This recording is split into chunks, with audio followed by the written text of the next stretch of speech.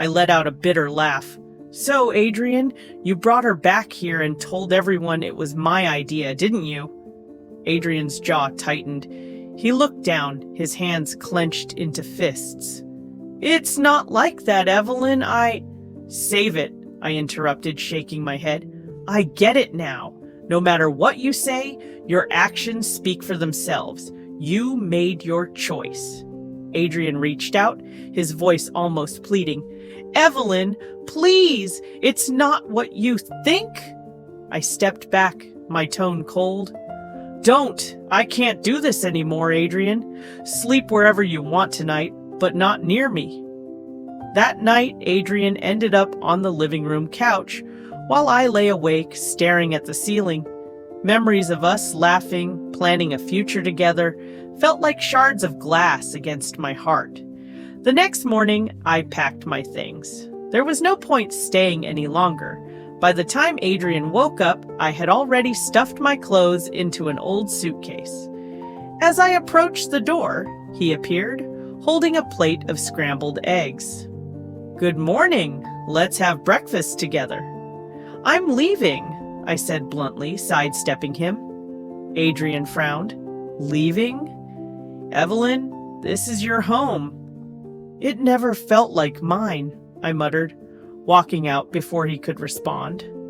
The inn down the street was modest but clean. I paid for a 3-day stay, barely sparing the receptionist a glance before heading to my room. The loneliness pressed against me, but it was better than staying where I wasn't wanted.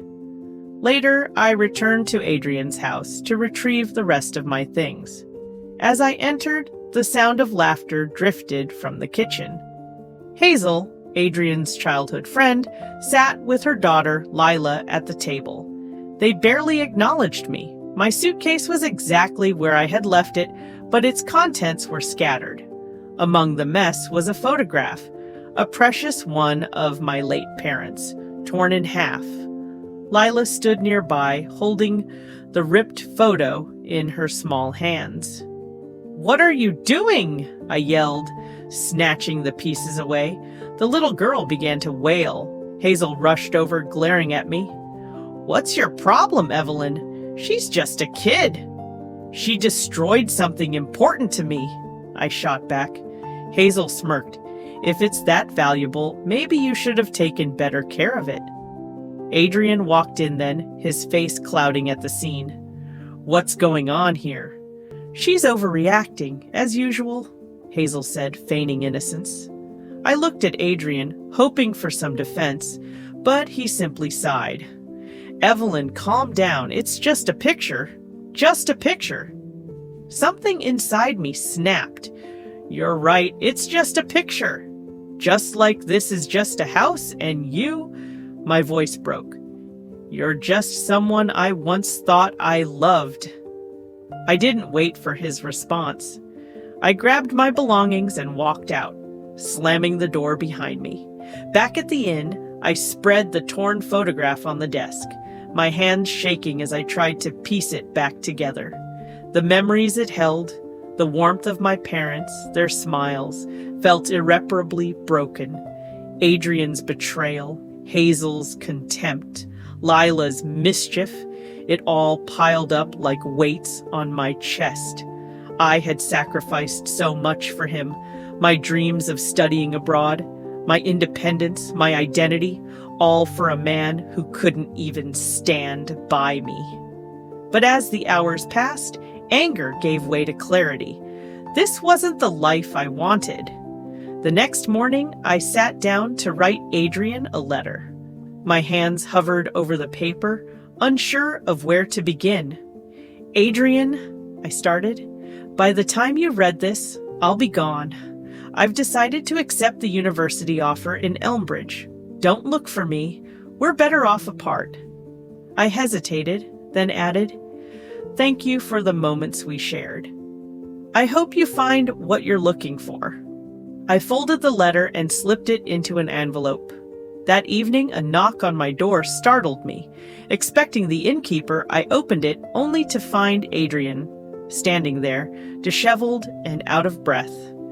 "Evelyn, we need to talk," he said. There's nothing left to say, I replied, trying to shut the door. He caught it with his hand. Please, just hear me out. Reluctantly, I stepped aside. Adrian walked in, his gaze landing on the half-packed suitcase by the bed. You're really leaving? Yes. He ran a hand through his hair, looking lost. I know I've made mistakes, Evelyn, but I never meant to hurt you. I thought I was doing the right thing. For who?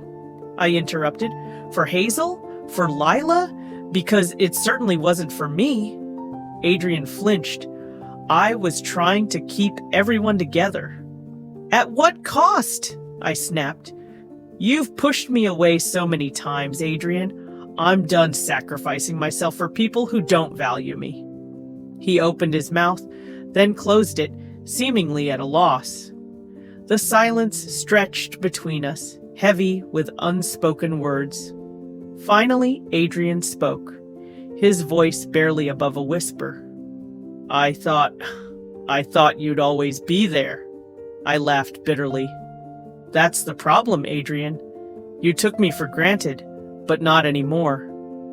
I handed him the letter. Everything I needed to say is in there. Goodbye, Adrian. He looked at the envelope, then back at me.